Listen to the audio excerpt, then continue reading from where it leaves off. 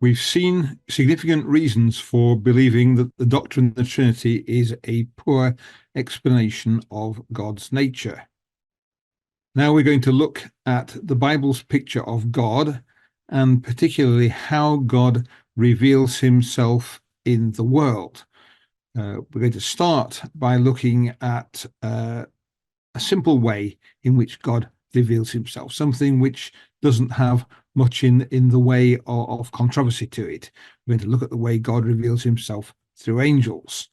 And we're going to use this simple case to show basic principles, which can then be seen in the way that God reveals himself through other beings. The same principle works through prophets, and later on we'll see it work through Jesus. So subscribe, notify, and off we go. So first of all, let's think about the problem we've got. The problem is that nobody can see God. It's something we know to be true. It's something that the Bible tells us. It tells us that no one has ever seen God. There are a whole load of passages which tell us that no one has ever seen God, that God is invisible, that we've never heard God, let alone seen him, and not that anyone, it says, has ever seen the Father. And there's the famous saying that Moses heard, that man shall not see me and live, says God. It's not that God is unable to show himself to human beings if he wishes. It's just that human beings are too weak to cope with seeing God face to face. And so we can't see God at all. So there we are. It's a picture of it. God, there's one God. God is in heaven. We can't see God. We can't approach God. And he dwells in unapproachable light, says Timothy. It's something that we just can't come up to. Mankind, it just can't do it. No one has ever seen God. And, well, we read that verse already. Man shall not see me and live. But in spite of that, God has spoken to people. People have seen what God is like. And we're going to think how that happens. Well, there are two basic ways in which God reveals himself in the world. The first one is we see the effect of God's actions. We can look at creation and we can deduce things about God. We can look at the way God has acted in history, and we've got the historical books of the Bible to interpret that for us and show how God affects history. We can see accounts of miracles. Again, there they are in the Bible for us. But there's another way as well, which is that God communicates through intermediary. God sends an angel, God sends a prophet, God sends Jesus Christ. And these have some certain things in common. So the basic principle is that God, the second one of these anyway, is that God reveals himself to human beings through other beings who themselves are not God. Now it's not a principle that's laid out for us in the Bible, a statement in the Bible which says that, but what there is a large number of examples where that principle is in action, where people have revealed God, or where an angel has come and revealed God, those human beings or that angel not being God themselves. There's a whole list of examples of angels. You can look at any of them and you'll see an angel who is revealing God, who is carrying a message from God, who is acting for God, who is showing what God is like. And the one I want to look at particularly is the example of the angel in the burning bush in Exodus chapter 3. The first thing to do is to show that this really was an angel. So it starts off saying it's an angel. It starts off, the angel of the Lord appeared to Moses in a flame of fire from the middle of a bush. And we have a commentary on that in Acts 7, which says the same thing. Acts 7, verse 30. When 40 years had passed, an angel appeared to Moses in the wilderness of Mount Sinai in a flame of fire in a bush. The Acts is telling us this definitely was an angel. And in fact, if you go on to verse 35 of Acts 7, it says this Moses, God sent as both a ruler and a redeemer by the hand of the angel who appeared to him in the bush. It's again talk about this angel in the bush. And there's the verse where God, through the angel, sends Moses to deliver the children of Israel. Come, I will send you to Pharaoh, he says. Remember, it's God sending Moses through an angel. The being is definitely an angel. It's not God there in person. No one, remember, ever saw God or heard God for that matter. But the angel behaves as though God was present. And verse 5, Moses has to remove the sandals from his feet because he is standing on holy ground. He acts as though God was present there. The angel speaks. The angel describes himself as the God of Abraham, the God of Isaac, and the God of Jacob. And Moses acts as though it's God. Moses hides his face because he's afraid to look at God. The angel is representing God, of course, in this case. But we have to remember, it is an angel, but it's described as though God was present. And finally, the angel reveals the name of God. What's the name of God? Well, the angel's using it. Who sent me? God said to Moses, I am who I am. Say to the people of Israel, I am has sent me to you. And if you go to verse 15, it's even more emphatic. This is my name forever. Thus I am to be remembered through all generations.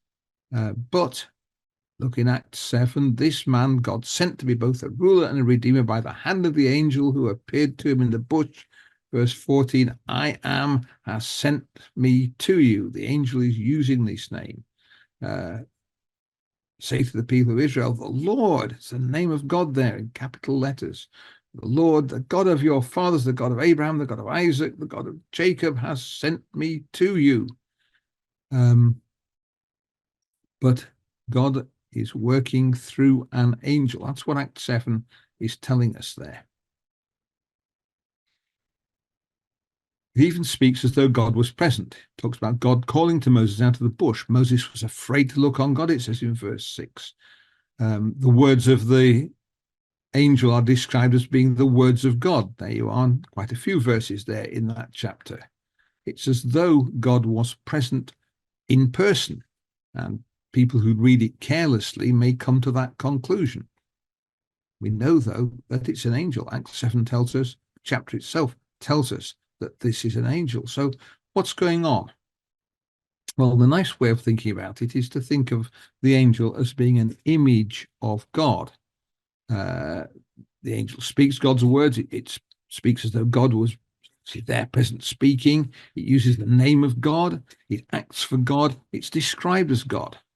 What's happening? Well, the angel's acting as an image of God.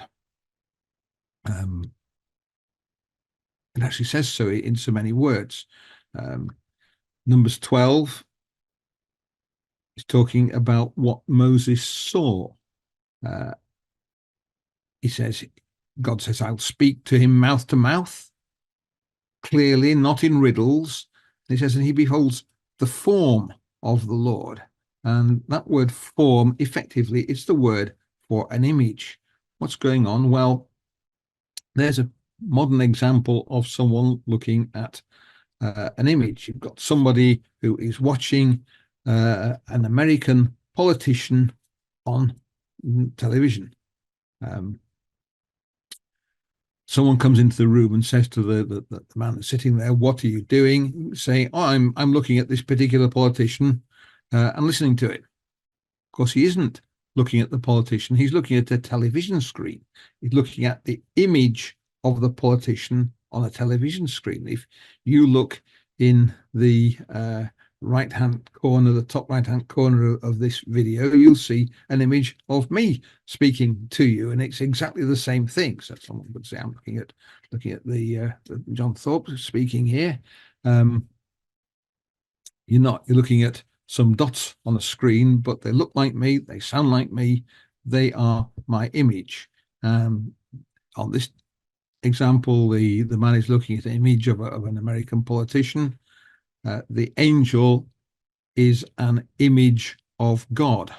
And that's what that word says. In the Authorized Version, it says the similitude of the Lord. He's looking at the image of God. So you can see what God is like because he's looking at his image. Another example, Hagar and the angel. Hagar was the concubine of Abraham, who was the mother of Ishmael. And she's sent away, and she is running out of water and having trouble in the desert. But she finds a spring, and the angel finds her there and says, Hagar, where have you come from? Where are you going? It's the angel of the Lord. Very clear. It's the angel of God. It's not God. But a little bit further on, we have Hagar's comment on it. She calls it, says, the name of the Lord who spoke to her. It's the angel of the Lord, but it's spoken of as though this angel was the Lord God. And the angel is being described as God. She says, you are a God of seeing. It's a picture of the angel being spoken of as though God was present for definite. The angel is the image of God. Jacob and the angel. In Genesis 32, Jacob is about to meet up with Esau after a long absence, and he wrestles with an angel. In the end, asks, what's your name? There's a comment on that in Hosea 12.